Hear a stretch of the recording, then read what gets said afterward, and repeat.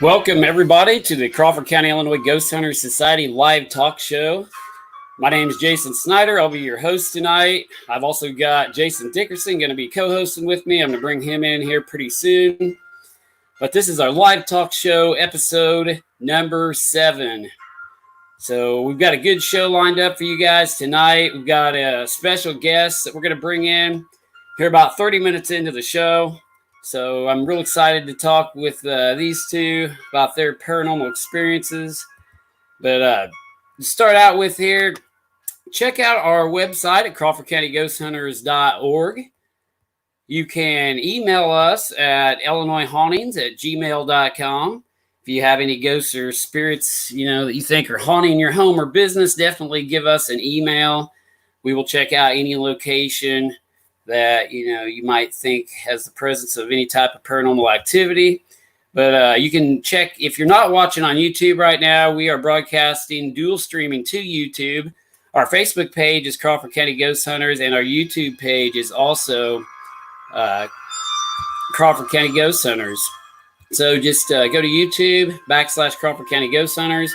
We will only be monitoring the live feed from Facebook. So if you have any questions out there tonight, questions or comments, especially for our guests when I get them on here, just definitely shoot your questions over to the Facebook page, not YouTube, so that way we can answer all questions tonight. I'm going to go right in here, but first off, I want to tell you music tonight was by the Midnight Syndicate. You can visit their website at midnightsyndicate.com. They let us use their music. We have permission to use it, so check out Midnight Syndicate. They're also on Spotify if you guys like that type of music. They are some cool people. But welcome, everybody, to episode number 7. So I'm going to introduce my co-host again here tonight. I'm going to bring him into the live feed right now. Got my co-host and co-lead investigator, Jason Dickerson, with me again in the house tonight. So, hey, Dickerson. Hello, what's up? Not a whole lot. How you been? All right, a little sleepy after last night's ordeal. Me too.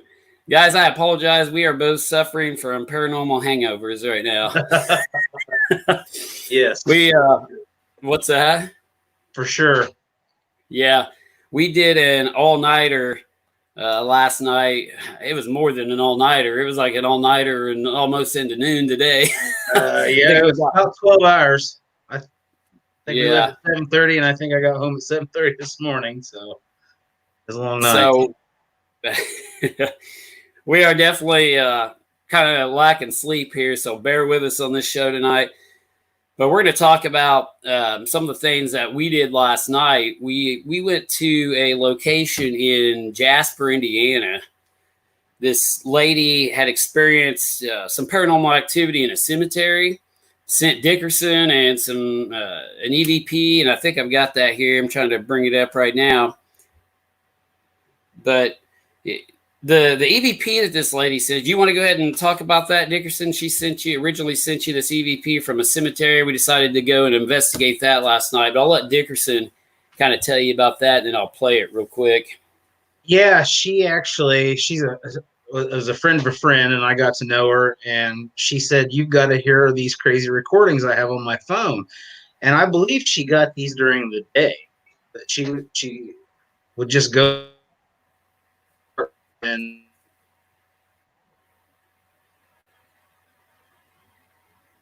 I'm losing Dickerson. I don't know about you guys. The same guy. I mean, the voice sounds the same.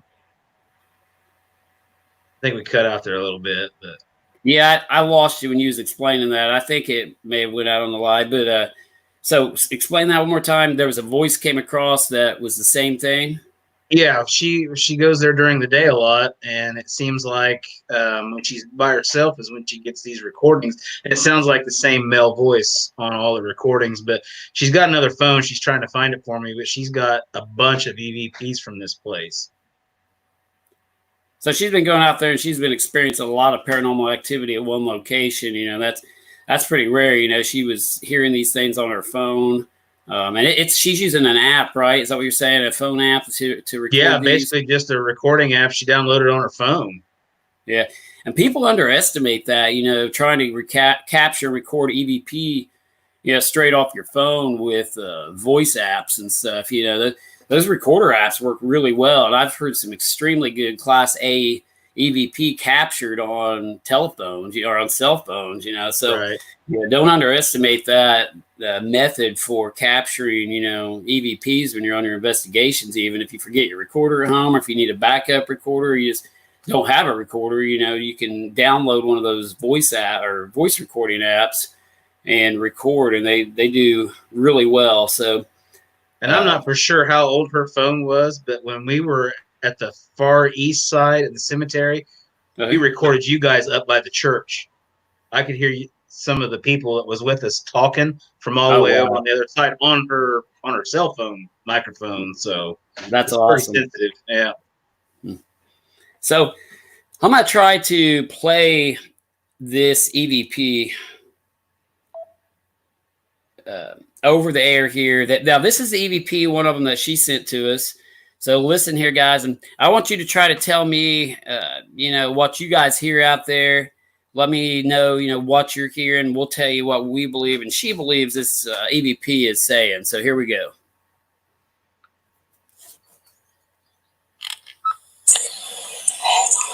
Babies. Why don't they don't have heads?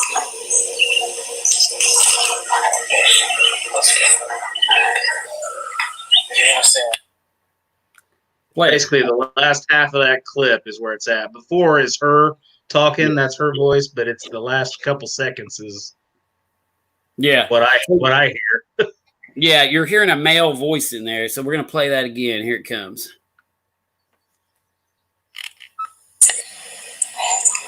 Babies. Why don't they don't have heads?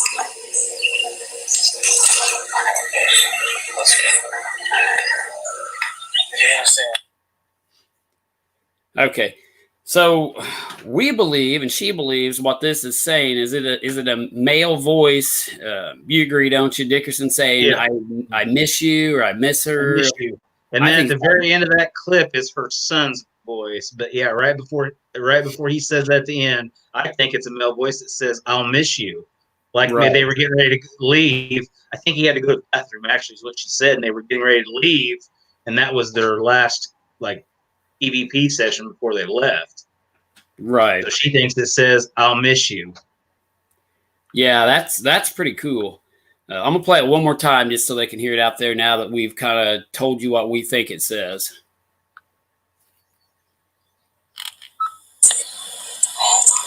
Babies. Why don't they don't have heads?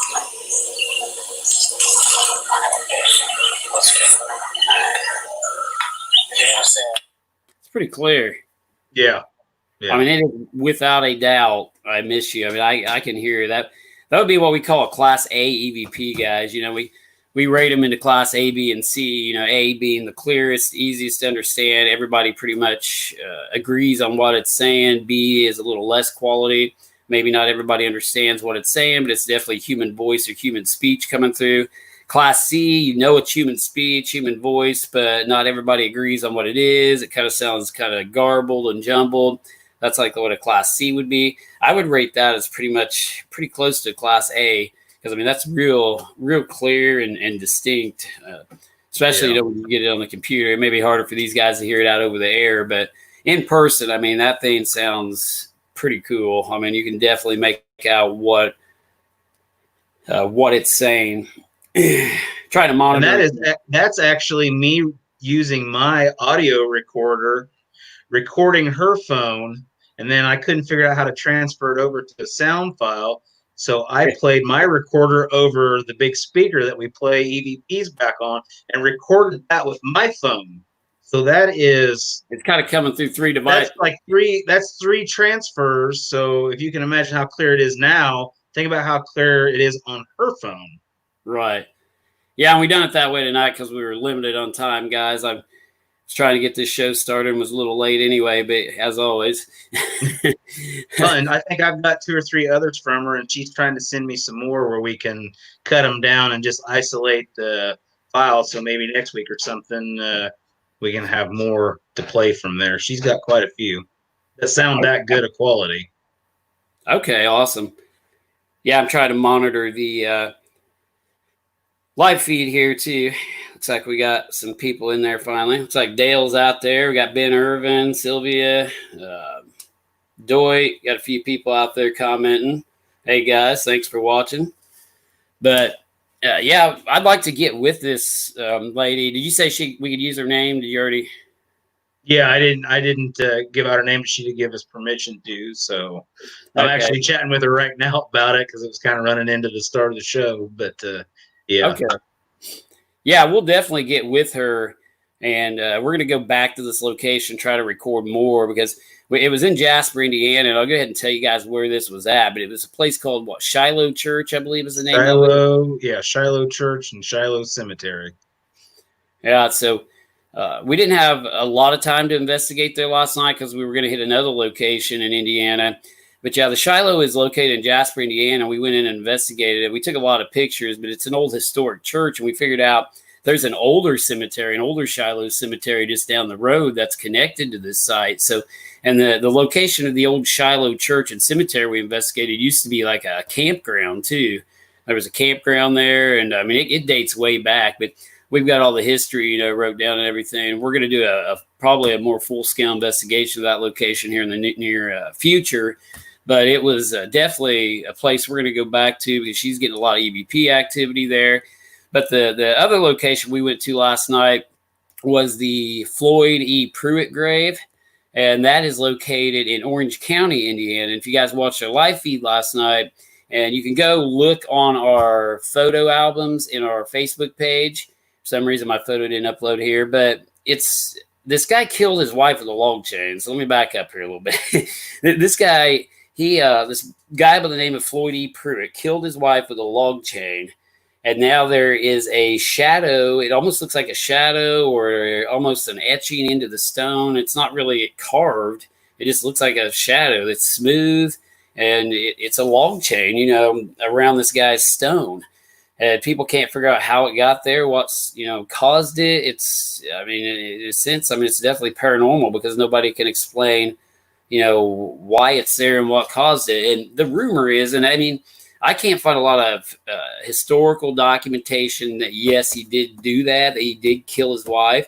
It's more along the lines of one of those folklore type stories in Indiana, but I don't know. That's the story that's been passed down. And a lot of times, those have a thread of truth in them. Yeah. Well, obviously the description that everyone says, we had one of our loyal followers, Tammy. She helped us out. She sent us a picture of what he looked like. Remember, they said that he was a big guy with a beard, and the picture of him, he's real skinny. Yeah. And no beard. Yeah, exactly. So, yeah, I don't know. We're going to continue to investigate that site. I've been investigating that site for years. I've been going there since I was little. My grandparents originally introduced me to that site because they took me all over the back roads of Indiana, and they both passed away, and it kind of is like a reminder to me, my childhood days when my grandparents would take me around to all these, haunted places in Indiana. And it's kind of cool when I go back there, it just brings back a lot of childhood memories from when we used to go there, and stuff. But I've been there on several different occasions, and the original stone had a mark through it, like somebody had tried to chisel the cross out of it and the chain to stop the chain link from going. That's what the locals said. They tried to actually stop it from going all the way across the stone, because some people believe that if it traveled all the way up the stone, that bad things would happen. There's also a rumor that if you touch the stone, if you touch the chain, you'll die by the chain. And there was a rumored report of a couple people that touched the chain. They left the cemetery and they had a car wreck, ran into a fence that had a log chain stretched across it, and it went around the girl's neck and killed her. So she kind of died by a log chain after she had touched the stone. Just a lot of, tales like that. But how many of them are true, I don't know. It's about like the Willow's weep tree, and if you touch it, you die. And the bell at Palestine, you got if it rings more, one more time than the number of people there, you're supposed to die. And there's lots of little folklore and legends about, haunted and mysterious places like that. But a lot of them aren't based, in scientific fact and truth. A lot of them just folklore. But what do you think about it? I mean, the stone. I mean, what's your opinion? I don't know. It doesn't make any sense. It really doesn't. And what was really crazy, we didn't have really good service anyhow. Right. But anytime I would get close to that stone with the camera, it would just zap the service and we'd lose the feed, and then I'd back away, stand in the same spot forever, and it'd be just fine or somewhat fine. But I don't know. I mean, I know it's not moss or anything like that that's in the stone, so Right. I don't know. It's interesting. Yeah, it's definitely weird. I will say that. Try to monitor the live feed here too. Ben says debunk that willow tree. Did you see that? Yeah, I see that. Yeah, I'm watching that. I think Ben. Too. Yeah, Ben. When we went to Willow's Weep and investigated it, Ben Irvin went with us too, one of my team members, and he failed to mention to me that he took a big willow branch with him and leaves, and just to see if he would die later on. But he's still alive right now, so he says he's debunked the willow tree as of right now. But yeah, I think he even may have planted that in his yard. That may not be a good thing, but I don't know what he did with it. He said nothing, absolutely nothing happened. Nothing. Yeah, guys, we're going to make some T-shirts because we debunk everything. And like Ben had a good idea. We're going to put, what did we find? Nothing. Absolutely nothing. That's a good idea. Phrase on the back of the shirts there. But, yeah, last night's investigation was pretty cool. I think we're going to go back there sometime in the near future and hit that church again better and go live, because there's no reason why we couldn't have went live there. We just completely got wrapped up in the moment, didn't go live at that location because we originally wanted to go to the Floyd Pruitt grave just to go live. But yeah, that's how that goes. It's like when you see Bigfoot and you forget to bring your camera out. Exactly. But we're going to go right into tonight's guest that we've got on here, and try to bring them up real quick. Now I'm going to read their bio real quick before I introduce them and bring them onto the show. So I'm going to read if I can find it here. Going to give you a little introduction to the two ladies I'm going to have on here. And we originally met them. They're part of the staff of the old South Pittsburgh Hospital. We met them on our investigation in Tennessee. Extremely, extremely nice people. We're going to I'm going to read the bio here. But tonight's guests are Gwendolyn Guthrie Weston and Candace Guthrie Weston. I'm going to read Gwendolyn's bio here real quick. So it says at the age of 12, Gwendolyn Guthrie Weston was unwillingly thrown into a life of spiritual chaos. She had to learn how to overcome the fear and confusion of spirits and influences of negative entities. These numerous paranormal occurrences that still follow her today has driven her to seek answers of her own, while reaching out to help and guide those who struggle with the paranormal unknown. Gwendolyn has spent more than 15 years investigating all aspects of the paranormal, diving into cryptid, UFO, and alien research has helped expand her knowledge and research the paranormal on a broader spectrum. Gwendolyn founded the multi-focus team Uncharted Paracryptid Studies and is also a member of the Investigators Collective of the Unseen Paranormal. Gwendolyn works to bring new and innovative ways of investigating all aspects of the paranormal and unknown creatures and phenomena, while continuing to work with private individuals. Okay, and then we got Candace on here coming up too. This is Candace's bio. It says, even at an early childhood, Candace Guthrie Weston experienced psychic and spiritual phenomena. It wasn't until Candace was 12 years old that she realized her experiences weren't a normal part of life for most people. At that point, she managed to push back her abilities and interactions for many years. When Candace was 25 years old, An instant spirit continually reached out to communicate. This reopened her psychic and medium abilities, which eventually led her into researching spiritual phenomena and using her abilities to help anyone who reached out to her. Candace helped found the group Investigators Collective of the Unseen Paranormal and has assisted several other groups with events and investigations. Candace has made it her goal to use her work to help others through guidance, charity fundraisers, volunteer, and to bring the paranormal world and groups together to achieve the best results in research and helping our communities, and to lead the way through teamwork and education for our next generation of paranormal investigators. So that's pretty cool. So that's the bios, guys. And with that, I'm going to bring our special guest tonight into the show. I would like to welcome Gwendolyn and Candace to our show tonight. So how you two doing? How's it going? Amazing. Great. How you guys been? We haven't seen you since Tennessee there. Really good. Really good. Yes. We've been working on some cases.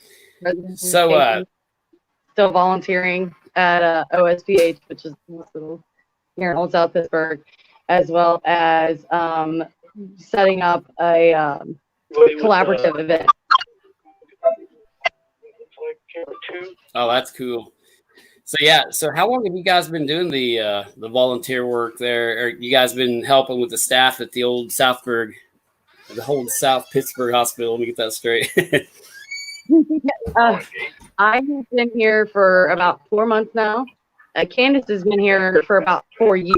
Well, give or take. Yeah. When Ronnie,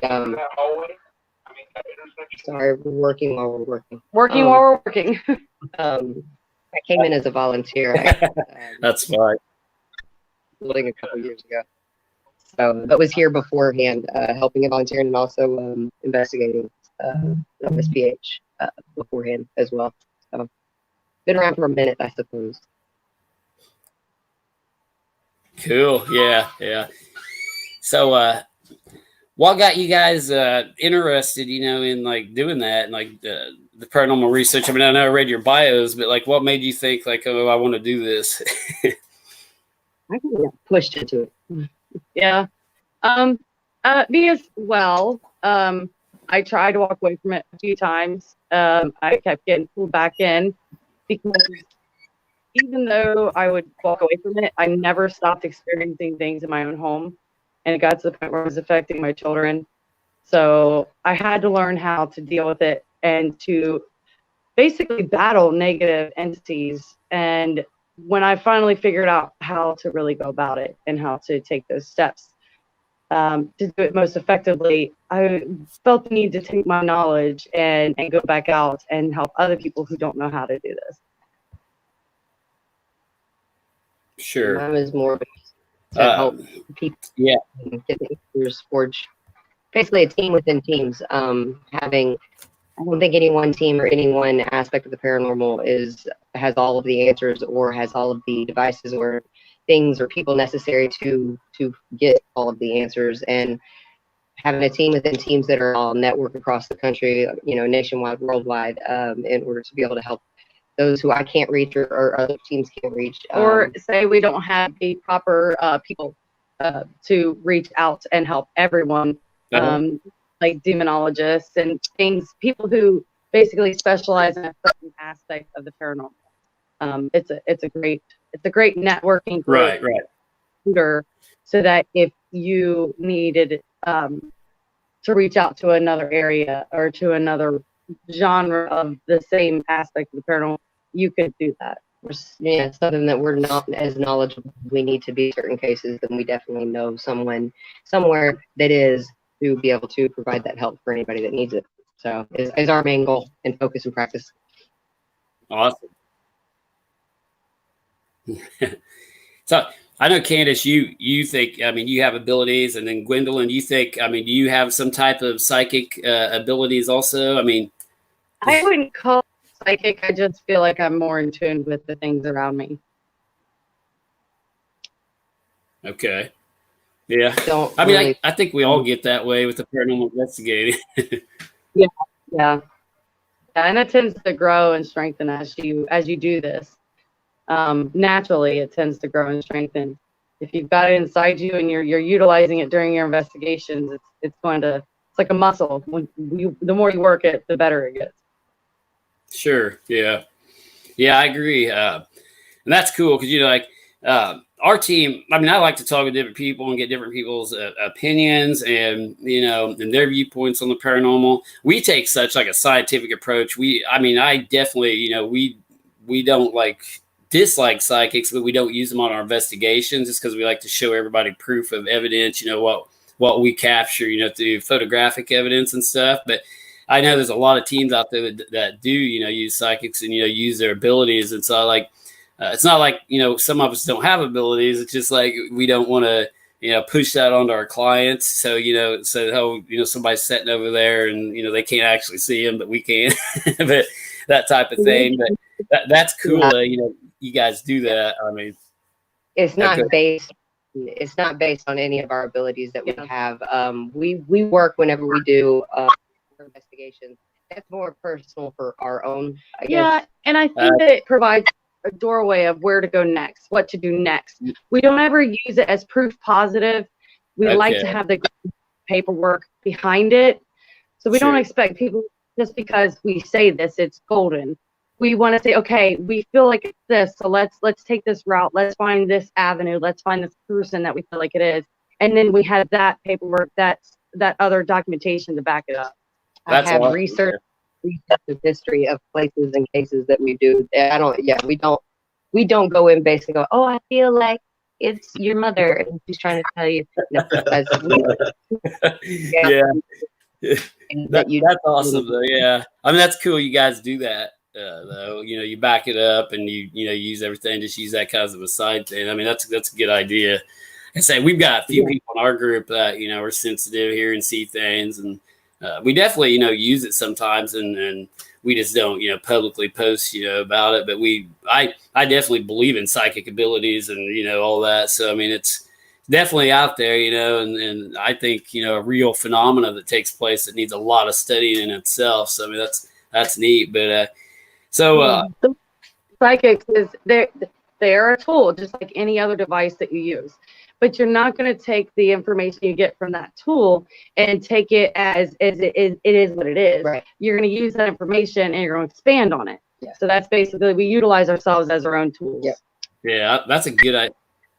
I like that. I mean, that's a good viewpoint. Look at it as a tool. I mean, that's really cool. But yeah. So I mean, so what's probably the craziest thing you guys have seen at the hospital so far? Have you guys like seen or heard anything there? Like, while you're just working as staff there? I mean, you know, it's never disappointing. I don't think there's no one said thing that we can. All of it is actually very amazing, and the residents that we have at the hospital, all of the volunteers here have forged some pretty special bonds with all of them, and they take care of us just like we take care of them, and it's never a dull moment. Like you there's always going to be something that tends to surprise you in some way, shape, or form every day. I mean, I can't think of any day that we haven't had at least something where we hear voices down at the end of the corridor or door. Probably the craziest experience I had was there was a moment here at this location was the moment where I got emotional walking down a place called Shadow, which is a place that has no electricity, so it's always really dark. There's not a whole lot of windows that let in outside light. And I was heading out that way, and it was during the day, and I was getting really emotional.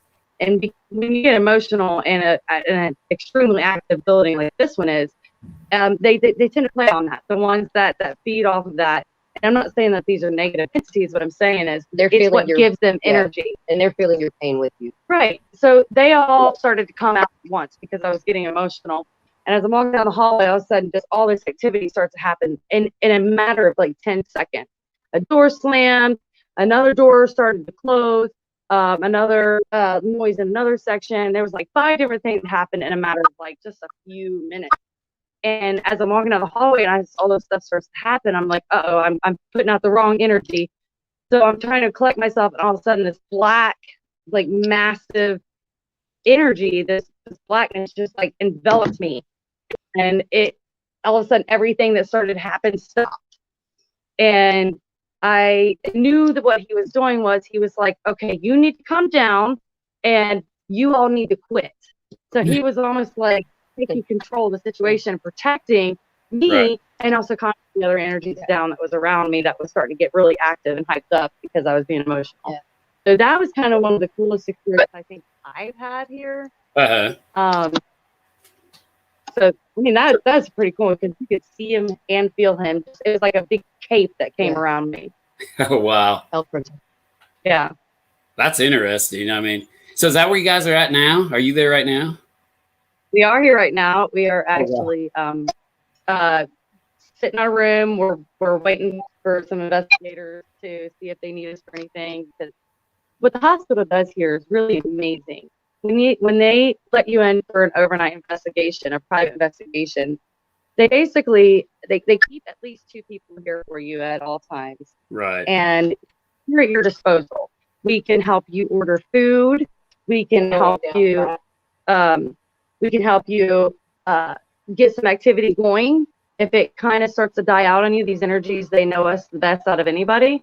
And we can call them out and we can say, hey, you know, these are our friends. We want you to come out and talk to them. Right. So the amenities that he offers here for people who do investigations is not like I've seen any other place. They don't just shut you in and lock the door. They provide you with anything you need. If you don't have tools when you come, then we have and stuff you can use overnight. And if you lost a cord on the way here and you need something to charge the device, we usually have the types of cord you use.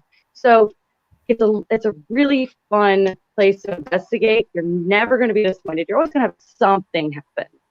Right. And if you don't be seen or heard, we are not seen. Yeah, I mean, if you want us to just kind of let you do your own thing, we sit back here, and if anything happens, we're there to help you. And there. It's also a safety thing. We're always keeping an eye on the cameras and whatnot, which I have the cameras down here in front of me. I'm keeping on the cameras, make sure that they stay safe. It's a really great place. Which, and I will say, we have probably one of the best crews out of a lot of people that I've worked with. Very professional, very knowledgeable, especially about this building and everything that goes on in it, and really, really good, hardworking people. So some of the best in the business, in my own personal opinion. Oh yeah, and I just want to tell both of you, I was highly impressed. You know, when we got there, I mean, I thought you guys were extremely nice. Like, you know, we got there. I know we had kind of a little rough start with the live food deal, with the going live part, but you know, we were like extremely impressed by you guys. I mean, not very often do I see people come out and like help carry our equipment in. I mean, you guys did awesome. I think we still got them. May have froze them up. I don't know. Uh-oh. You guys still there? Maybe I'll bring him out and back in here. Yeah.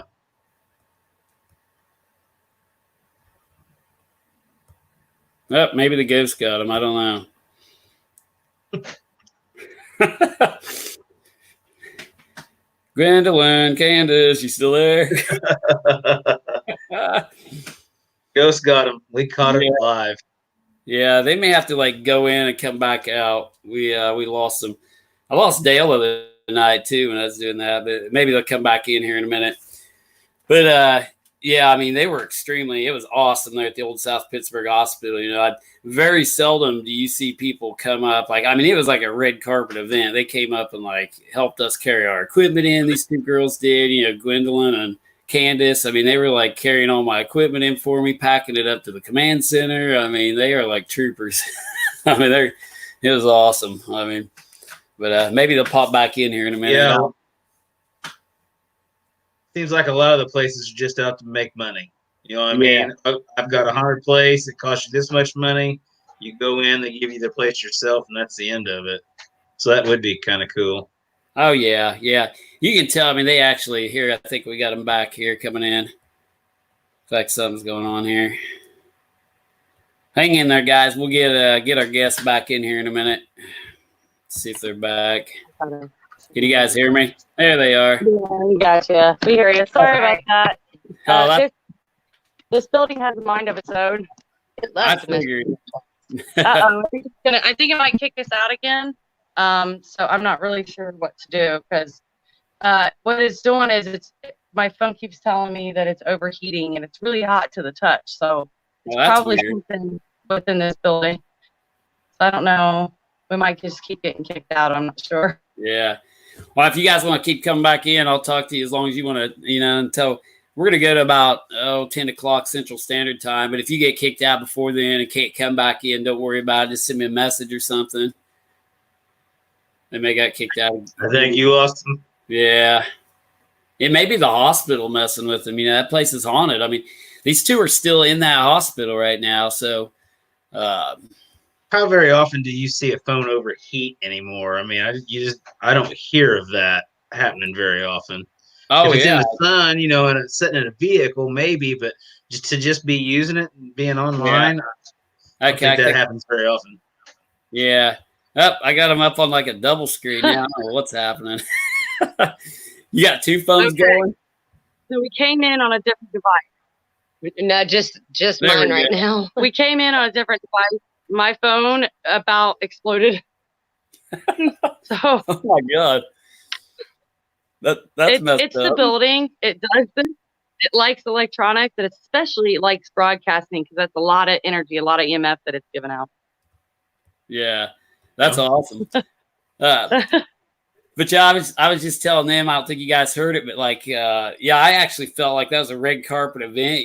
We came in there and you guys were like packing our equipment up to the command center, like helping us. And like, that was just awesome. I mean, I'd never, like you said, I mean, seriously, I've been to a lot of places and like, you guys were the best staff, like at the old South Pittsburgh Hospital I've ever seen. I mean, we've been to a lot of locations and like Dickerson was saying, they just go in there and they say, here's the building. Nobody helps you. Nobody talks to you. I mean, you guys were awesome. I mean, we appreciate the help you gave us. That's awesome. I'm so glad to hear that. Yeah. Really glad to have you. Y'all were a lot of fun. Yes, that was a lot of fun that night. Yeah. Yeah. Yeah. I think me and Candace went up into that one room and I got some activity. Well, on the Paratech, she said something about here's a radio. Remember that? And it said radio across our Paratech right when you said that. I was coming down the hallway and asking if you had a radio because I had to step downstairs because they were taking pictures, and it came across right after I said it. And there was something else right after that too that correlated or coincided with something that we were talking about. It was like it was having a conversation with us. We get that a lot here. It's almost like mimicry, or like they're trying to involve themselves in your conversation. All the time. Oh, yeah. It's really awesome. And it'll come across several different devices, so it's not like you can say that one is, with a collection of like words or anything.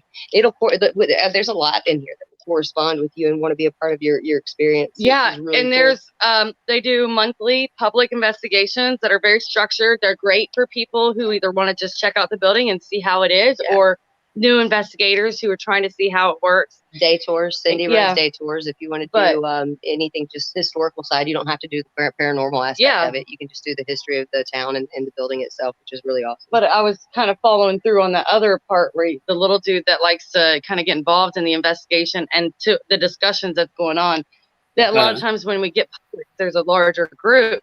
So oftentimes you'll see this little shadow dude that's like, Just I don't know, probably about 4 foot tall.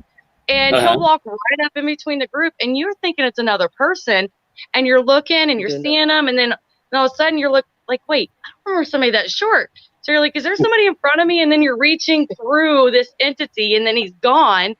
And he just likes to be part of the group. He likes to be part of the crowd. And I just think it's the best thing. There's been several times that he'll do this, and either you'll catch a bunch of us volunteers that are used to this, like we'll reach out just to make sure if it is an actual person.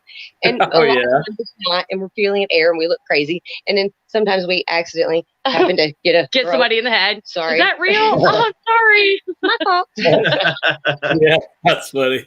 Yeah, he's real. It's like on Ghostbusters. What did Egon? He goes up and he pokes that guy to see if he's real in the forehead. Yeah. And okay, good to meet you. Yes, glad you're real. Yeah, that's pretty funny.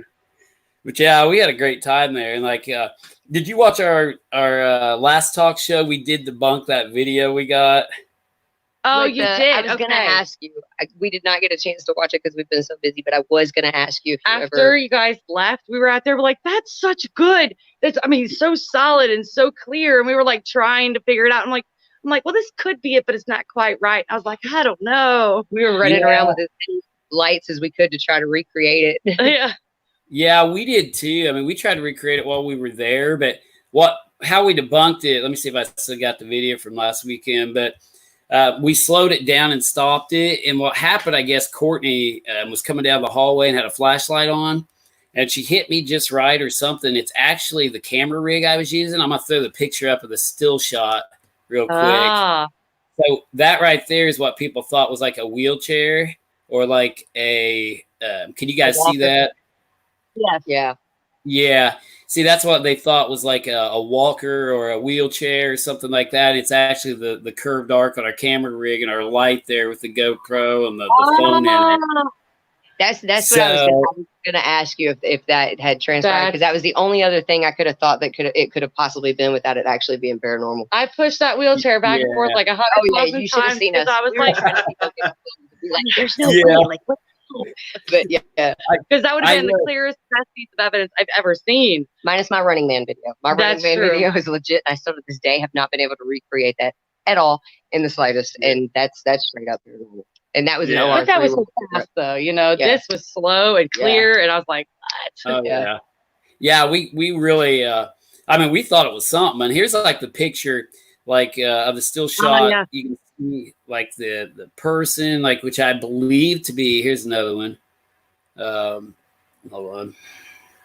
Like right there. See, there's the camera, and I guess it would be me with my hand is all I can figure out. But there is definitely a shadow hand and a head there, which I guess the light shined on me just right, and that camera rig, and that's what made it look like a bed being pushed down the hallway or a wheelchair. Yeah. But because I was trying to figure out why did the light stay with the person moving the chair, and it was so confusing to me. So it's good to know because that explains quite a bit. Because probably what happened was you were not moving, the camera rig was not moving, but she was probably moving and focusing that light on you at the same time. So. Exactly. Yep. That's exactly what happened. Yep. Yeah. So, because I couldn't figure it out because I was like, man, I wasn't moving, but by her moving, it created the illusion that I was. So, but I thought you guys would like to know that at least. But I mean, we lost connection. You still there? Yeah. Are we losing connection? No, we're good so far. You're getting a little blurry, but I can still hear and see you all right. Okay. All right. I think we're good. I think it was the radio keying in was giving it a little bit of bad signal. Okay. Okay. But I seen Dale Kazmarek was on he may be on here still, but he said hi on the live feed there. Hi, Dale. I could have talked to him forever. Yeah. I mean, I've been investigating for a long time, and there's not many people my age who I think have been investigating for as many years as I have, because I started when I was only 12 with a piece of paper, like a pad of paper and a pen and a pencil. Yeah. So there's not many people who have been my age who's been investigating as long as and watch the progression of the different devices the same way I have. So to talk to him and to kind of get his feedback on the same information that I was always curious about, like, for example, the audio recorders that we use now for EVPs, we use a lot of digital stuff now, which my preference is the old magnetic strip recorders, the ones that recorded through a magnetic source. That's my preference. And I was kind of wanting to get a feel for what he thought and just some of the older ways of investigating that I might share with him. So I could have even talked to him forever. Oh yeah, he's a cool guy. Like, we talk all the way to Tennessee and all the way back. I mean, we're talking about stuff. So, but I personally prefer the old magnetic, tape recorders too, because like back in the day when I used to use those, of course, if you're using those, you've got to use an external microphone, because if not, you can pick up the internal gears of the recorder running. So I always use external mics when I'm using them. And like, I think some of the EVPs I captured off those back in the day were a lot clearer than like some of the digital ones. I don't know. And I don't know if it's because they imprint themselves onto the magnetic tape differently than what they do into the digital technology today. But that's my theory behind it. But yeah, I've recorded a lot of good EVP off the old fashioned stuff back in the day. I mean, yeah. And I mean, it just makes sense because they record using a magnetic source, where you get the electromagnetic fields that are put off by these entities already. So it's almost in the same realm as they are. So you would think it'd be easier for them to manipulate than the digital recorders we use now. Well, my theory is keep it simple, stupid. You know what I'm saying? Like basic elements stuff is pretty much where you harness and that's we try to make things very, very difficult these days, but I still very much on the whole path that one day there will be something that will be created that is simple, but yet does everything in one and will be able to manifest and show, or they will be more easily able to access it to talk, speak, show. Yeah. You know, like right now I'm working on a device that uses a lot of very simple elements. It is totally electric free. You can apply electricity to it, but it's run just as well on your own energy. So, and it actually takes, you can touch, two people can touch the bottom of it, and it will amplify your field that's already there. And what is sent back out is a high EMF reading.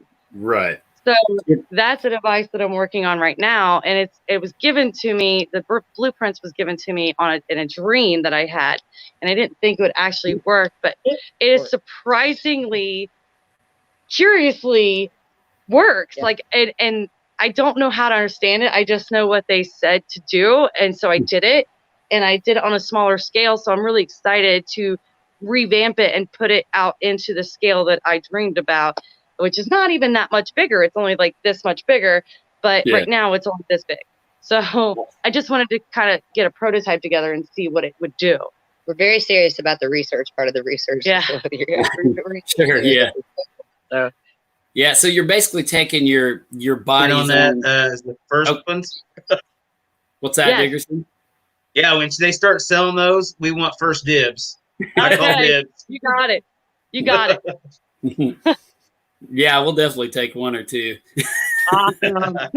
but yeah, so it's basically using your own, like your body's own like electrical field and energy to transmit out into like an EMF type field. Is that what you're saying? Like kind of transmit that energy out into the atmosphere for the ghost or spirit to use? Yes. And next, we do need to add some electricity to it because there needs to be a certain wobble and a certain spin to it to allow it to create the almost vortex or portal aspect. Based on a human portal. Yeah. Yeah, that's kind of cool. That's pretty neat. I always like hearing about that. If it came to you in a dream, I mean, it had to be. That's pretty neat. Not saying it was aliens, but it's aliens. That's anything. Not saying I love him.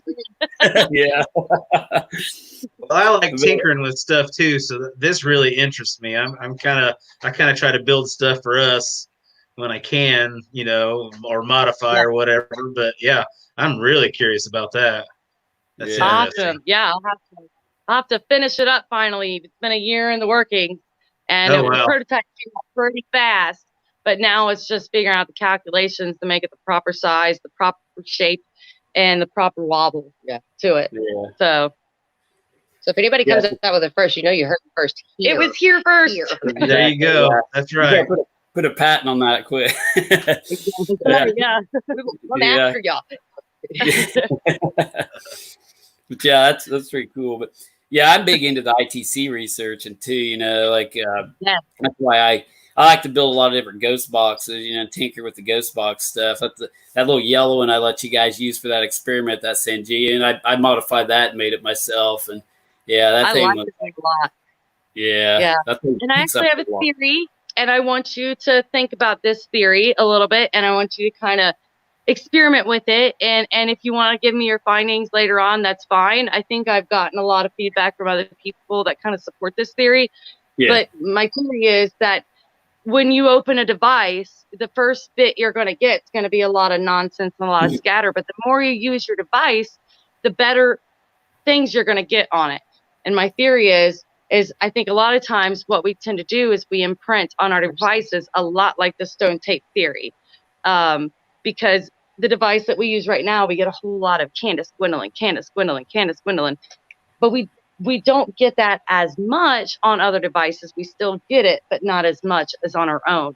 So I feel like either we tend to energize our own devices to get better responses, or we tend to imprint on our ITC devices to start getting a lot of stuff that applies to us individually. Oh yeah, I agree 100% on that theory. Like I've thought that for a long time. The more I use a particular device or the same device, the more comes through that device. Or like, it's like I tell people, like, because I'll put that San Gingos box down on a table, get nothing. If I hold it in my hand, it just picks up everything. Yeah. Like, so like I'm the antenna. You know, it's like that it's using. It's kind of like if you believe in psychics or mediums or sensitives or anything like that, we are our own antenna. And that's just the speaker for you personally. If they are talking to you and perhaps coming through that box is a theory that we have. And this is, well, we work with a lot of different things to see and test that theory. Oh yeah. Yeah. I 100% agree with you guys on that. Cause like, and it works that way. Even like some of my older digital recorders, like I like the old ones better because you get a little more digital static. Yeah. These new digital like recorders are just so clear that you don't pick anything up. And I think they need some of that, that digital static, you know, that bad noise in the background to kind of like you know, use that to amplify their voice or whatever. That's why I prefer to use the older, you know, RCA recorders. Of course, you know, you have the old Panasonic RDR60. I've got like 3 or 4 of those, and like, but those aren't real clear. The Panasonic ones aren't, but I kind of found a happy medium with the RCA recorders. You know, you still get a lot of that older static, but they're clear. Yeah, the difficult part today, though, is really that the older technology is finding something that's compatible to run with any kind of programs if you want to duplicate or put it in it. That's the only part. If you can get it into your computer, you can manipulate it. But I think that with what he was talking about with the digital static, we shouldn't take that away, because a lot of what they work with is white noise. They work within that white noise, and if you take that all away, you're taking away their ability to manipulate that white noise into audio. Yeah. People wonder why a lot of them like sound robotic all the time. It's not because like that was their voice. I think it's because they're using that internal noise to make it their voice in order to be heard, you know, because they don't have their own voice, you know, sometimes. So, yeah, it's like, Yeah. Okay. So. Wait. I don't know what stomach growth is. Okay. So you know how whenever anybody's running an EVP session, and I have a theory that everybody says to make sure you speak out loud. Like just the other day, somebody was running an EVP session, and I'm not one to whisper during one because I know you don't whisper that way. That we can verify. And all of a sudden, I whispered something, and then I'm like, why am I whispering? Now, if spirit can influence your thoughts and everything else, what's to say that wasn't spirit trying to come through, and whatever was about to come out of my mouth was spirit trying to talk? Okay. Yeah. And here's another one, and this might be a stretch, but you know how, and we found this a lot lately here, especially whether we've eaten or not eaten, all of us will sit down a lot and do sessions, and all of a sudden it's like all of our stomachs, every single one of us, have some kind of demonic entity that is just trying to get out. And it's all of a sudden talking with everybody else in the room's stomachs too. Everybody's stomach is all of a sudden like alien going like where's Sigourney Weaver. Now, who's not to say that, as you were talking about internal, you know, manipulation, what if spirit's trying to influence our stomachs, and maybe we should listen to our stomachs and see if it sounds like a sentence or a phrase. I don't know. It's a theory. Yeah. I mean, it's a theory. They can use your internal like sound to form words. I mean, it goes to play with, you know, and everybody's in a group and everybody's being quiet and everybody's listening. All of a sudden somebody says Paul. And you're like, why did you say that? And they're like, I don't know. You know, well, maybe you were manipulated to say that. Yeah. Who knows? We try to listen to everything. And if it correlates, then hey, it might be something, you know, like. That's true.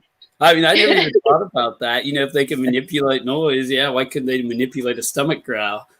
Because I'm still yet to understand, and it's happened so much recently. It has. And it never has before. And all of a sudden it's like, and not just us with the volunteers that are here, even groups that come in, they're like, man, my stomach's never been like this. I'm like, really? Because the group before you yesterday, they were having the same problem. So have we been. It's very strange, you know? So I don't know. Maybe it's something. I think There's not that's a a Taco Bell right around the corner, is there? No, actually. Oh, okay. Just checking. Oh, wait, there is one down the street. Oh, yes, there is. Oh, There is. well, there you If go. it's still abundance of flagellants, then I maybe go Taco Bell later. Yeah, that's pretty funny. Yeah, but I think I always do that. Like when we do haunted tours here too. Like, you know, in the October, we run haunted tours around the county and different stuff. And like when we're out recording, I hear somebody's stomach growl in the group or whatever. I just note it as a demon. I'm like, demonic stomach growl. for an exorcism. That's a great day. Beautiful for an exorcism. Yeah, that's funny. I was reading the comments here. Yeah, that's pretty interesting. Yeah, I'm big into like, you know, the EVP stuff and ITC, you know, research. We do a lot of experiments. I mean, we'll run different devices at the same time too, to see if we get same thing coming over, you know, a ghost box, a recorder, the Phasma box. And have you guys messed with the Phasma box a lot? I think, did we use it for you guys? Not really. No. I haven't. Yeah. Well, when we went to Brushy Mountain the next night, when we went to the prison, we got a real good sound, or a real good like voice come over it that said I got shot. And I had done some research and I figured out that somebody actually, there was a deal where the guards either got their guns taken away from them or something. And the prisoners got shot by each other, and somebody may have snuck a gun into Brushy Mountain. But anyway, we got a clear response after I was kind of saying, hey, what's going on? Did you get stabbed or whatever, you know? And he goes, I got shot. And like, it was just almost in response to what I was saying. So that was Wow. That's That's cool. awesome. Yeah. You know, out of all locations I've ever been to, as far as like the trade and information, the question and answer responses, this has probably been one of the most spot on. You can ask the question, and a lot of the times you will get a response that is totally fitting to the situation and to the question that was answered, or to previous things that have been asked about. So this building itself is probably one of the most interactive places. It does have a lot of activity. A lot of places do, but you don't get the same kind of interaction than you do at other locations than that you do here. So far, And all the places. And you said that you got a really great response to your question, and it validated the response when it applied to the question you asked. So maybe it's the area itself that provides that sort of energy that gives it that capability. Yeah. Huh? Well, I think that whole area of Tennessee is kind of weird. You know, there's that whole, you know, even the whole Appalachian Mountain area with the Smokies and everything, you know. Just that whole area of Tennessee's got weird activity, you know, from your guys' place to Brushy Mountain to I've even been to the old mill at Pigeon Forge there at Gatlinburg and investigated it. You know, got some weird stuff, and there's reports of disappearing houses all through the Smokies. You know, people seeing these houses that appear and disappear, and like, I mean, just strange activity. I've actually researched that, and I did not know that. Where's that at? It's close to Gatlinburg, Pigeon Forge area. Yeah, there's a report of a disappearing house in the Pigeon Forge area I investigated. This historian took me up there. They actually got what they believe to be a photograph of this house up in the mountains. Somebody took a photograph of it, and I think it was in the local newspaper there at Pigeon Forge even. And they went up there and they couldn't find it. You know, that this house was not there. And they had a picture of it that this person took. And like, yeah, it's the disappearing house in that area. So you have to think about it too.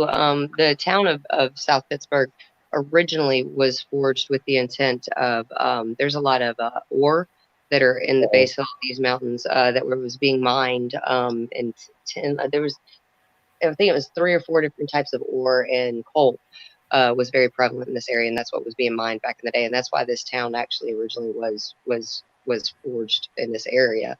So that being, you know, Yeah, and not only that, but I don't know if you know one of the theories about residual activity that I and a few of my other colleagues have kind of developed, is that there possibly when you're getting that residual activity, what you might actually be doing is you might actually be almost breaking through a time zone or a time scale.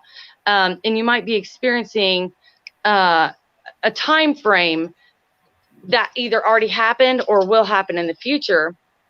And that's a lot of your residual activity, or that could be some of the older day hauntings where people would talk about, you might actually be accidentally haunting somebody else from another time zone, from another time frame.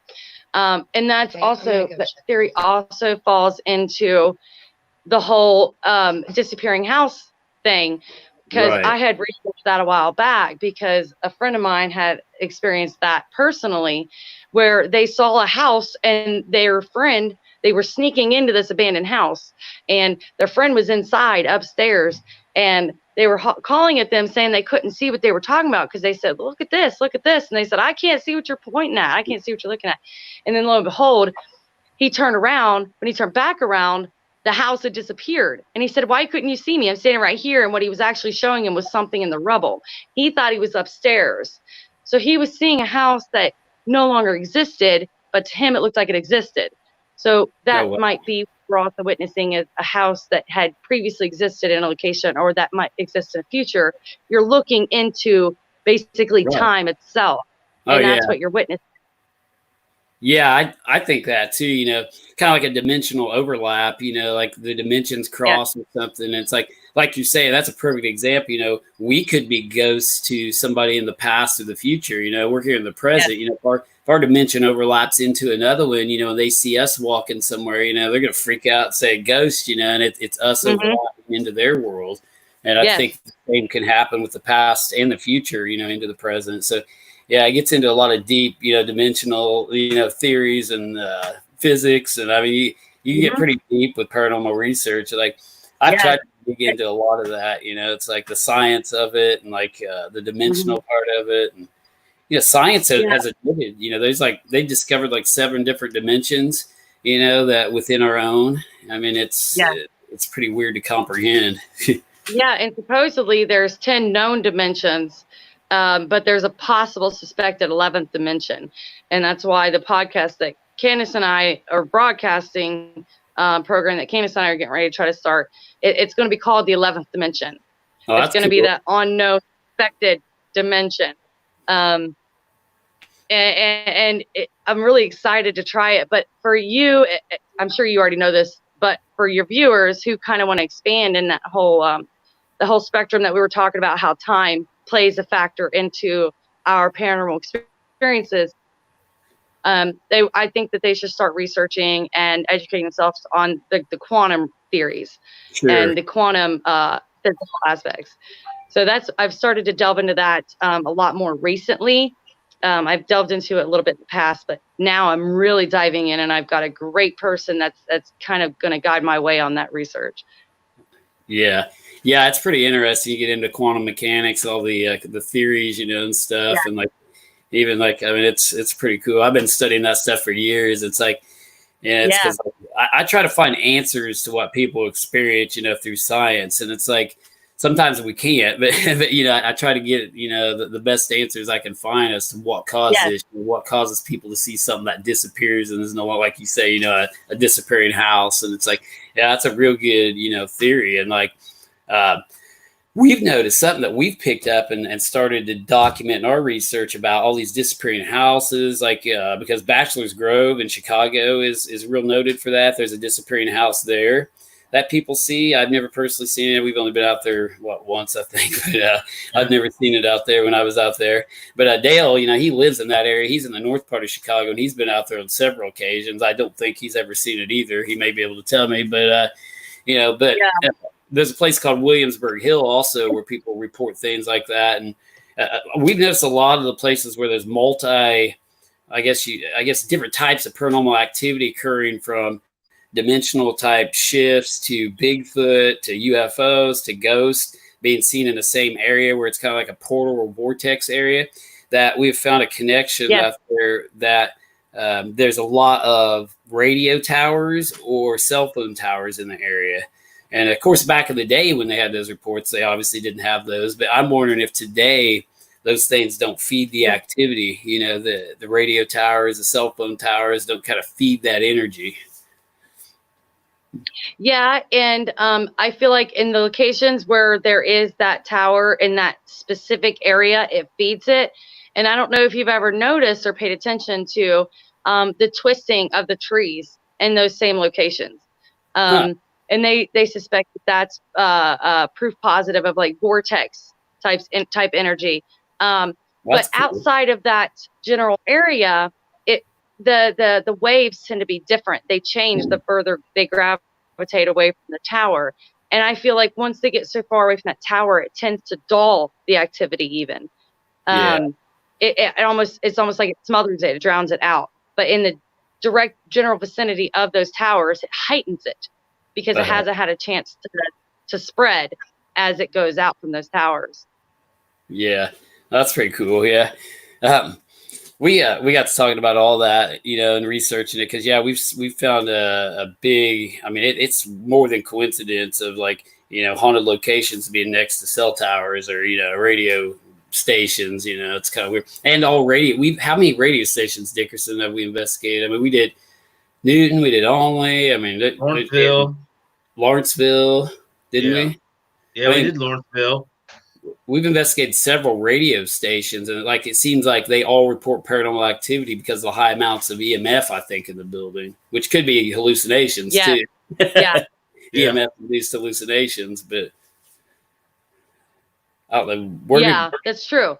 That's true. And that's one thing that you got to really be careful about, because if you're able to document that type of activity, it adds more proof or more value to their experiences, because high EMF, it has all kinds of physical attributes that it can cause on people. So that's something that you really need to be careful with when you're dealing with an area that has high EMF.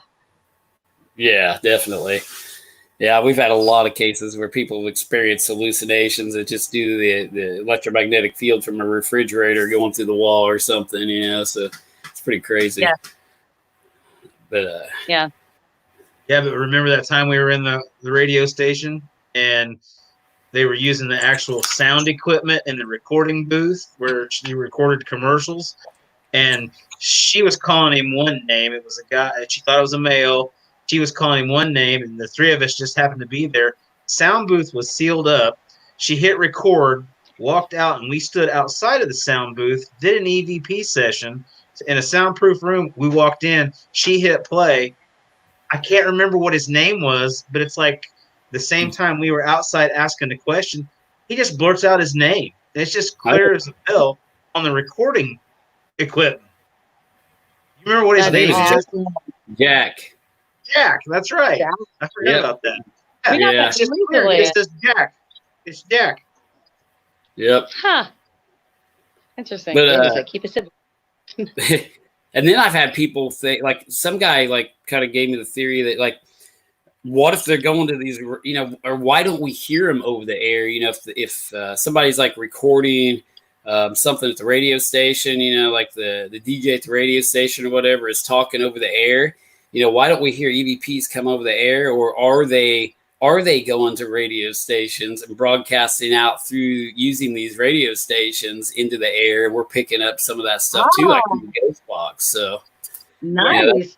Yeah, that's kind of a theory too. Yeah, I'm gonna look more into that. I think it all has to do with the relevance of time. Yeah. Also, when it comes down to. Yeah, but you know, there have been weird things that have been played through. Oh, you got to be kidding me! This phone's starting to get a high temperature too. We might have to let y'all go before we meant to. Yeah, this one's starting to heat up really bad too. Yeah, I don't know. What yeah. There have been instances, especially in paranormal radio shows, that there has been weird things that have come through. So. Yeah, that's cool. Yeah, but yeah, I mean, we can kind of end it with you guys here pretty soon, but. You guys need to come down to like Crawford County. We got a bunch of free places to take you. Lots of them. Don't threaten us to have a good time because we'll be there. Show. Yeah, but I want to go back out there because I missed out on it because I had to work. We gotta come back out and see them. And if you want to, Ronnie always allows people to request a certain group of people. If you want us to kind of be your tour guides again, we'd love to.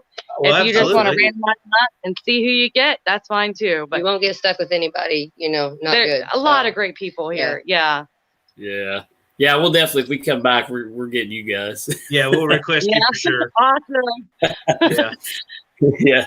Love it.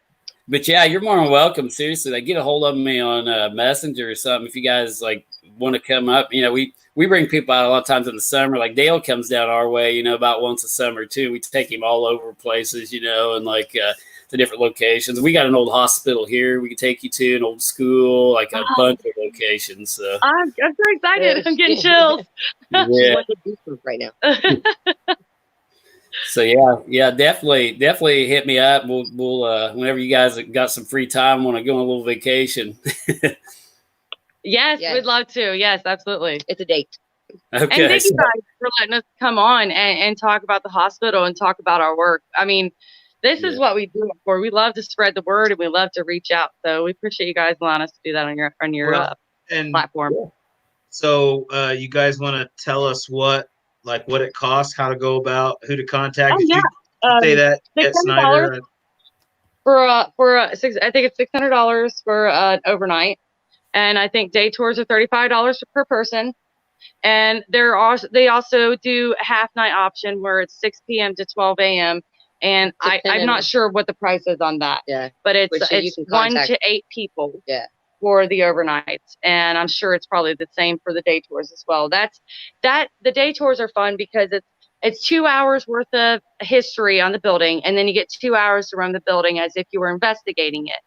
And so if you wanted to check the building out, you could always set up a day tour and get a feel for it first, and then schedule your overnight. And Ronnie's awesome, and he wants everybody to be able to come in and experience this. And so give him a call, and he will be able to accommodate just about any needs that anyone has. Yeah. So anything is able to be worked with. Yeah, So. and if you want to follow our work, you can find me on Facebook, Uncharted Paracryptic Studies, and also on her website. Investigators Collective of the Unseen Paranormal. ICU Paranormal. We have a org, and we also have a Facebook page. So it's icuparanormal.org, which I see coming along the bottom of your screen there, and then also ICU Paranormal on Facebook as well.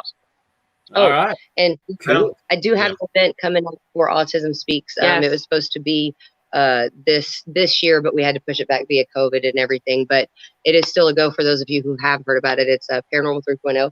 Yes. It is a benefit that we are doing at Ashmore State in Illinois. August 7th, 2021. Yes. And tables are for sale for teams or anybody that wants to get some to advertise or talk about their experiences, their places, their events. 100% of the proceeds go to Autism Speaks, and we will have some paranormal roundtables, raffles. It's going to be a lot of fun. And you can find all the information about that event on icuparanormal.org, and you can also buy your tickets with the link through the events page on that website as well.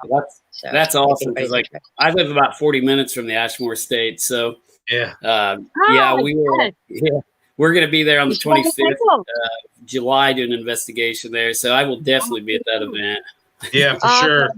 I'll make sure and schedule it off if I have to work, because I work shift work. So, but now that I know the date, I can plan it. Yeah, exactly. Yes, it's awesome. Yeah, that is great. But yeah, I want to thank you guys again for coming on, and we'll definitely, we'll have to meet up again, and if not, we'll see you at that Ashmore event if you don't get down here before then. Yes. All right, thank you guys so much. We love you guys. Yeah, thank you guys. It was good having you. Nice to meet you. Nice to meet you. Have a good evening. You too. All right, talk to you guys later. Bye-bye. Bye.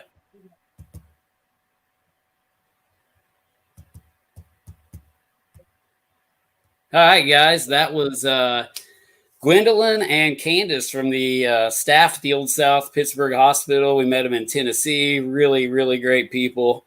They, like I say, I couldn't ask for a better time, as far as the staff helping us out there. I mean, they were great. they came in and like Candace and they actually packed their stuff up to the command. I mean, that was awesome. I mean, helped us out. But yeah, Dickerson, you missed a good time. You're gonna have to go back. I know we have to go back just for that reason because I missed out. Yeah. Was that a 5-hour drive? Yeah, about a 5.5 hour drive. Depends on how many times you stop. Oh, well, yeah. Yeah. But it's about 5.5 hours. But we're gonna make a trip to Tennessee. I hope here pretty soon again, guys, because we are thinking about. I'm trying to plan this trip, but we're wanting to investigate the Bell Witch Cave and the site of the Bell Witch occurrence. And we're going to talk more about that probably in future shows and put some stuff on here about that. But we're definitely going to return to Tennessee maybe this summer if we can, and investigate the Bell Witch story and the Bell Witch Cave, and try to do a full scale investigation in there. But yeah, I'm pretty excited. Tennessee's got a lot of haunted locations. I mean, it's a pretty neat place, but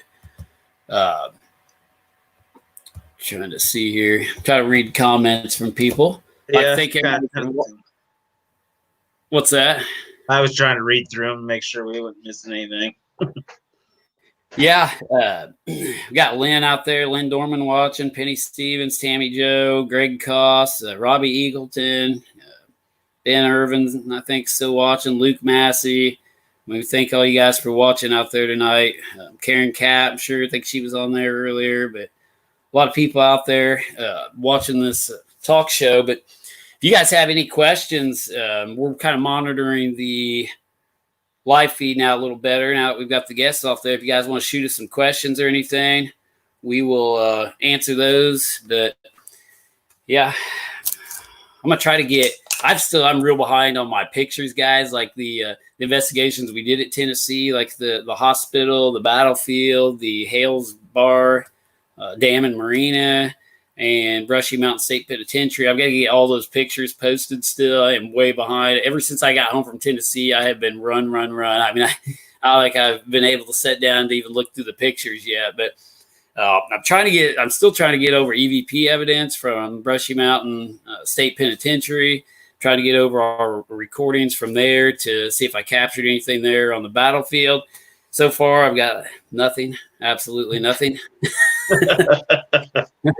But I'm still going over it, and we'll see. I mean, if I do pick anything up, I'll throw it up on the side or let you guys know out here on the talk show for next weekend. But yeah, I'm going to try to get all those posted in the next upcoming days. We took a lot of pictures last night, too, at our investigation, especially the stop we didn't go live at. So we'll post some pictures from last night's investigation, too. But I'm going to get the Tennessee trip up first on our page, and then I'm going to kind of post last night's stuff. So we're running way behind. But, yeah, I'm about ready for some nap time. Yeah. Yeah, I'd say, hey, let's go out tonight, but no, I got to rest tonight. Yeah. Well, let's see. Tammy Joe says, did you find anything last night off camera? We did get a few EVPs. We'll go over those probably here before too long. I need to listen to all of the stuff. And Karen's, when are you going live again? I will, Karen. I got a few days off. Yeah, we may go live randomly through the week here, but we do have the 27th, which is a Saturday, and Dickerson's going to, I think, have to get some lack of sleep that night because I think he's going to be coming from work or something. But the 27th, which is the last Saturday of this month, we are investigating a location in Lawrenceville, Illinois that you're not going to want to miss. It is the oldest building in Lawrenceville, Illinois, kind of giving it away there. It's historic. It's connected to the Civil War.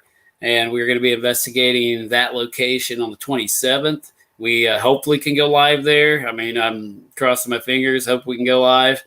But we're going to probably be doing one this coming weekend, too. We've got a whole list. Like I say, we've got like 50 locations on our list we still got to check off because we're way behind from COVID-19. We got a lot of house investigations that we got backed up on that we couldn't go into, during the quarantine, but we're kind of getting back into it now. People are kind of getting more relaxed about it. But Greg Koss says, did you film the double Estes that night with me and Kelly?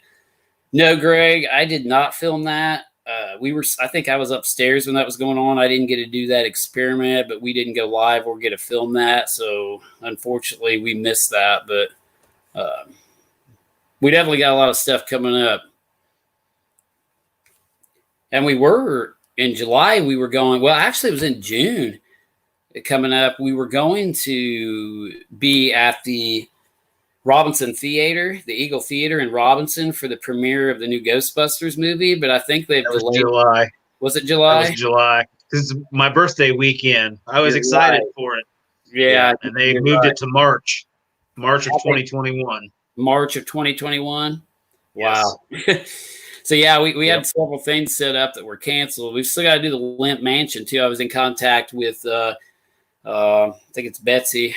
Got too many contacts here in my head from the Limp Mansion, and she is, I think, going to try to get us in there. We may do that here soon, too. So we got the Limp Mansion in St. Louis, Missouri. So we got quite a few locations we're going to investigate. Does the Phasmabox app work if you download it on your phone? Doit's wanting to know. No, Doit, the Phasmabox doesn't work off of a phone. It has to be a window-based program, and usually you have to download it onto a laptop or a computer to use it. It is Windows-based, though. You can't use Android or anything unless you've got like a Windows-based tablet, but it might fail on that. I don't know. What do you say, Dickerson? That's what I was going to say. Unless it's a Windows-based phone or tablet, it won't work. It has to be able to run the Windows program. Yeah. Yeah, Dale says it doesn't work on phones. I didn't think that it did when we were looking it up before. Yeah. Let me see here. Going back up. Jen sent me a question. Tell us about where you worked and what happened or is happening. Have you seen my daddy there? You want to know where I work right now, or I don't understand. Can you be more specific, please? Anyhow, moving on. Okay. Then Jennifer Baker wants to know about our Halloween tours. Where does it start? How much does it cost? We are going to do our Halloween tours. We're also going to do haunted tours in Indiana again this year. We're doing a haunted Miram, Indiana tour. And up, what is that? Is that 60? What's that road that runs up through there from Graysville to 63? I believe. Yeah. Yeah, we're kind of going to do a haunted 63 tour. We're gonna do a lot of haunted locations in Miram, Indiana, and a lot of locations up 63 from Prairieton to Fairbanks to a lot of locations up in that area. And then we're going to do our haunted tours here in Crawford County, obviously again. And maybe even a few van tours to Hell's Gate, Edna Collins Bridge, like we did last year. So we got a lot of stuff. Don't want to miss those. What's that? Don't want to miss those. Those van tours are always a good time. Oh, yeah. So, yeah, we're going to do our haunted road trips and our haunted tours again this Halloween. Again, like Halloween is on a full moon in 2020, so that's going to be awesome. So we're going to try to do something really cool Halloween night on a full moon. And we're going to leave that to be announced closer to time. But the tours leave usually from Oblong. We usually leave from like the Oblong Park area, and we take off, go all over the county. But she just want to know where we're at on those. But we'll announce all that closer to October. We'll get all that information out to you guys. Karen, the Betsy Reed documentary, as soon as they get it edited and stuff, I think isn't he going to try to put it out as soon as it's done? We're talking about the new Ghostbusters sequel won't be shown until March of 2021. Right. Yeah. Yeah. I think the documentary's coming out as soon as he's done, right? Yeah. Yeah. The Ghostbusters sequel is what we was talking about. We were going to be there for the premiere of that at the theater. But yeah, our documentary, I think Joe's wrapping it up. I mean, I think he's getting close to wrapping up that documentary. So yeah, our Hanging to Betsy Reed documentary is going to be coming out pretty soon, guys, and we'll keep you updated on that. It's going to be awesome. Is that what you're talking about, Dickerson? Yeah. And then Jen, so you're talking about, I do work at Marathon. I actually worked in the boiler house part of the time, and there was actually a contractor that did die there up in the upper levels of it. So you come up a doorway when we're making our rounds, and you walk down this really long, it's a platform over the old coal hoppers, because the boilers used to be fired by coal. So every time I walk through that doorway, you turn to the right, and it's like a really long stretch. And the doorway where he died, I always look down there thinking that one of these days I'm going to see that guy standing there, but I haven't seen him yet, unfortunately. You probably don't want to. Well, it'd be interesting, but no one would probably believe me. So probably better not do that in a refinery. Start talking about seeing ghosts and spirits of dead people. Might not be good. Yeah, no kidding. Then I got, what was that other question I seen here? Michael Staffy. Yeah, I talked to him in Walmart. Really cool guy. I met him in Walmart the other night. He came up to me and was talking about stuff. But yeah, definitely get me that information. He says he's got some info on Brockville. Michael, definitely send me that personally, some of that information. It says Luke Massey says, a little random. Have you guys caught anything good at Redford Cemetery by MVP in Jasper County when you guys have gone? Yes. Yeah. Really? Yeah. The stories about Redford Cemetery just continue to happen. It's over in Jasper County. And unfortunately, it's a sore subject for me because this guy broke a tombstone back in the woods, a historical monument that's back in the woods. I believe that's the guy that does haunt the cemetery. He's buried in the woods behind the cemetery, about a quarter of a mile back there in the woods. And a few Halloweens ago, this kid went in there and broke the tombstone, tore it up, and I'm still mad about it. I figured out who done it. I told the sheriff's department. They did nothing about it, because they have to catch him. So I don't know. It was a bad deal. But, yeah, we've got a lot of stuff from Redford Cemetery in Jasper County. It also has a nickname, which I won't say on air. But, it's we probably not a good time. Not a good time to say the nickname of that cemetery, no. But there's a lot of weird stuff that happens there, especially in the woods. The woods, I believe, to be more haunted than the cemetery itself. I've seen more activity in and around the woods than the cemetery. So, but yeah, Redford is a hot spot. And I think if you watch Ben Urban's live feed he did during the quarantine series we had out, he actually showed that on one of his stops. But it's a pretty good location, and if you want to check out, a cemetery for paranormal activity, that'd be a good one. They are watching it now because it was vandalized again too. The whole cemetery was vandalized here recently, so people were just being dumb during the quarantine. But speaking of that, though, we've kind of officially ended our quarantine series videos, and we're kind of just doing our big investigations again, getting into our bigger stuff that we had on our list. So we're still going to I'm going to go back and eventually number them, see how many we've done this year, but we've done quite a few that we don't show on live, so I don't even know how many investigations we've done already this year. Lots. Where everybody else was sitting on the couch, we were going out and investigating. So we got into quite a few, but also back to the vandalism. I'd like to stress to everybody that we always call, I say always, almost always, if we're going to do a big investigation in a cemetery somewhere, Jason will call the sheriff's department on our way there to let them know that we're going to be there. I would think that if we tell the sheriff's department we're going to be there, they know it's not us doing the vandalism. So we always give them a heads up and usually don't have any problem. So I would suggest notifying the sheriff's department if you're going to go to places like that. Yeah, definitely. Like I say, we get permission. We tell people, when we're going. And a lot of times, heck, we've even had deputies come out with us, they come out and hang out with us and investigate the cemetery. Yeah, right. Other counties, like we're going into counties where they don't know us as well. We'll call and tell them and be like, I'll say, if you're going to send a deputy out to meet us out there, that's fine. They'll come out there and hang out with us for a while and think it's pretty cool or think we're crazy, one or the other, and leave. Yeah. But You make a lot of friends that way, though. I mean, it's nice having those contacts. A lot of them will tell us, hey, when you're in our area, let me know. And they usually meet up with us on duty or off. oh yeah, for sure. Reading Doit. Doit says, is a tour possible at that cemetery and woods? Wasn't there a house there at one time? We have done. I don't know what that was. Did you hear that? That was on your end. That wasn't on mine. You could hear it though.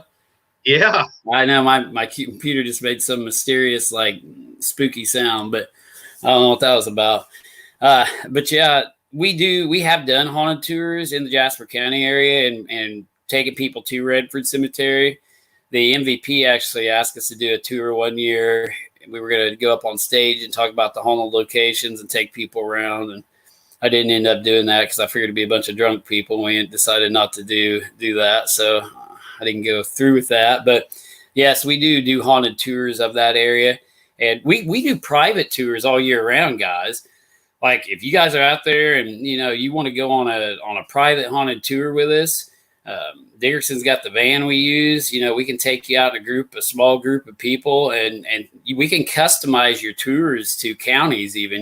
Like, if you want to go to a Jasper County, or if you've seen something on our live feed that you think's really cool and you just really want to see that place, say, hey, take me to this place, and we'll try to arrange it. We can take you to Redford, we can take you to Hatchet Man, we can take you to Indiana to Hell's Gate or Spooklight Hill, whatever you think is cool. We'll customize those tours, to within reason. We can't go 100 miles one way and then 100 miles back east, west and then back east. But, we'll try to arrange stuff in the locations, that you want to see and try to get in, at least like 4 good stops, in the night.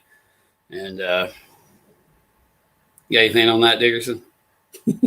I'm trying to keep a cat from jumping up on the computer is what I'm trying to do. Oh, what did yeah, he keeps wanting to jump up here. Is it the black one? Huh? Is it the black one? No, it's the tailless white one. No, we don't want to see that one. We just like black ones. Yeah.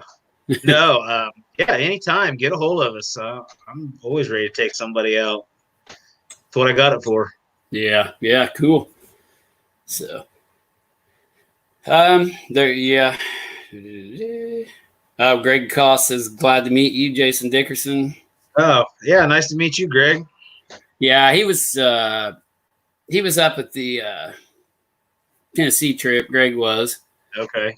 So he helps Dale. I believe he's on Dale's team. He's got a team too, but I think he had said he had a talk show too that we may be getting on. I'll have to talk with Greg about that, but we'll definitely get something going there.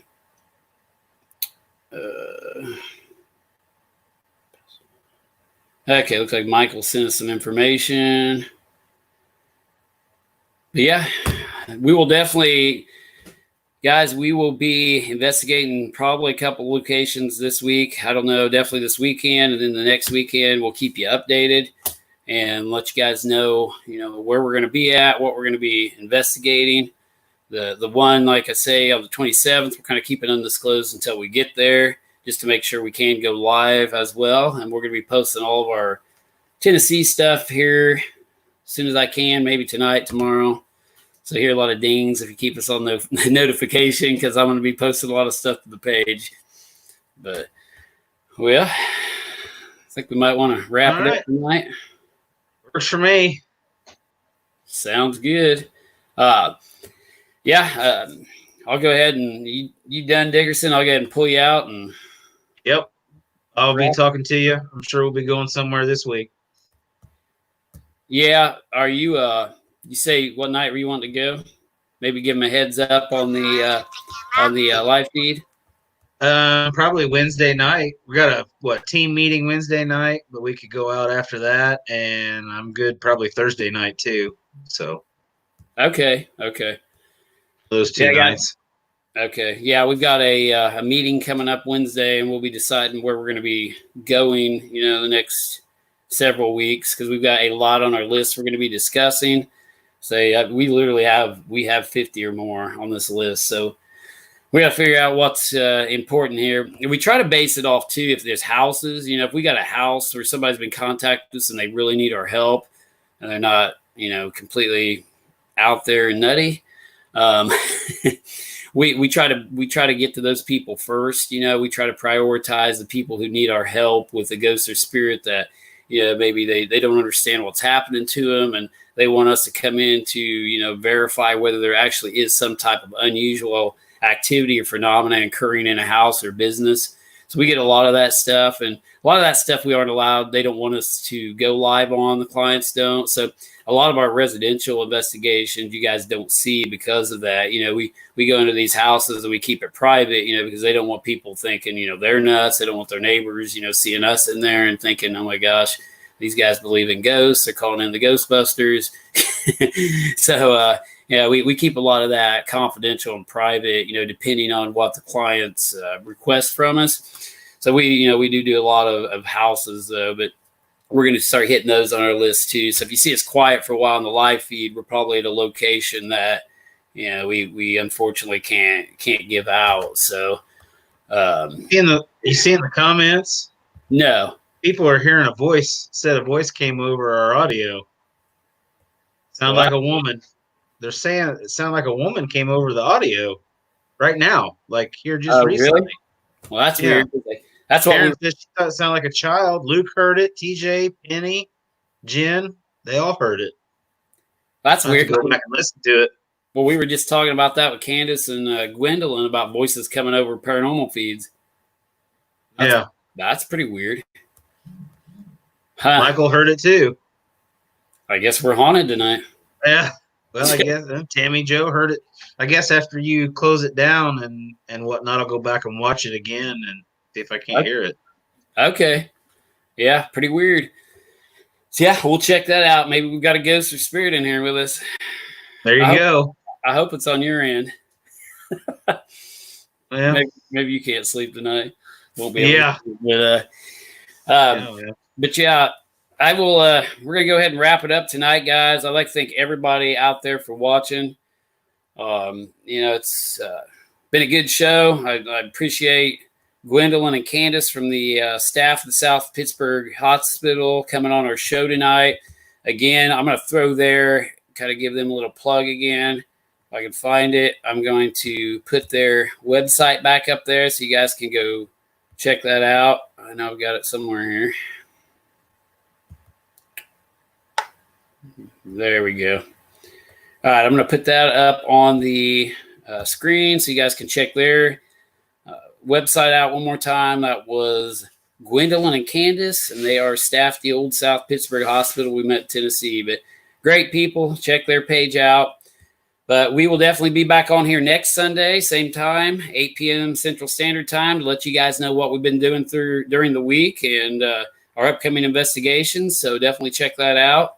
You can, if you're not on there, definitely check out our Facebook page at, Facebook /Crawford County Ghost Hunters. If you're not on our YouTube, check that out because we do have a YouTube page. It is at Crawford County Ghost Hunters, and we are dual streaming to that. So you can always watch it on YouTube too if you get tired of Facebook, but we don't answer questions on there. But, well, thanks for co-hosting with me again, Dickerson. Anytime. I enjoyed it. Yeah, been a good night, and I'll go ahead and pull you out, and I'll end it, and I'll see you this week. Sounds good. See everybody. Okay, see you. All right, guys, thanks for watching. We're going to go ahead and end this, but I do want to make an announcement here. Next weekend, next Sunday, we've got a special guest. Her name is Ansley, and she is from California. She is also called the Spirit Chick. So we're going to have her on the show. We're going to be interviewing her next Sunday night at 8 p.m. Central Standard Time for our special guest. It's going to be a cool experience. She's got a lot of YouTube videos. If you guys want to go check her videos out on YouTube, just look up the Spirit Chick. She has red hair, and she's from California. She will be on here. She's pretty easy to find on YouTube. Just type in the Spirit Chick, and it will pop up. But we're going to have her and interview her and talk about her paranormal experiences and how she got involved in the paranormal. So next weekend we're going to have a good show too. So, but again, thanks everybody for tuning in out there tonight. It's been a great talk with the girls from the Old South Pittsburgh Hospital, and we are going to go ahead and wrap this one up tonight. So have a good evening, everybody, and I will see you on our next live feed.